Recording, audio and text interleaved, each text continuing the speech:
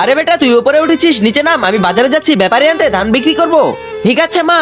আরে ম্যাডাম এই ধান ভালো না, আমি 20 টাকা কেজি নিবো না। আরে কোথায় সমস্যা, সবাই তো নিচ্ছে। আরে ম্যাডাম জি আমাকে কিছু ধান দিয়ে দেন, আমার ঘরে খাওয়ার জন্য নেই। এই দেখো এই ব্যাপারে 20 টাকা কেজি করে নিচ্ছে, তুমি নিলে নাও। ঠিক আছে ম্যাডাম জি, তাহলে আমাকে 20 কেজি দিয়ে দেন। আচ্ছা ঠিক আছে, বস্তা নিয়ে এসো। আমি 20 টাকা কেজি ধান নেবো না, তুমি ওকে কেন মিথ্যা বললে? তুই চুপ কর।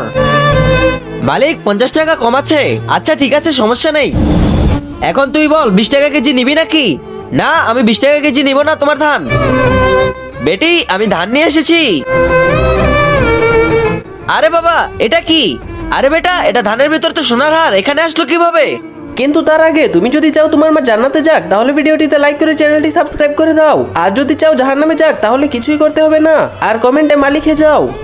আরে এই সোনার হার কোথায় লুকাবো? আমার পিছনে তো পুলিশ দৌড়াচ্ছে।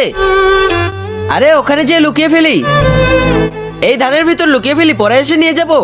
বেটি চল, আমাদের দুঃখ দূর হয়ে যাবে।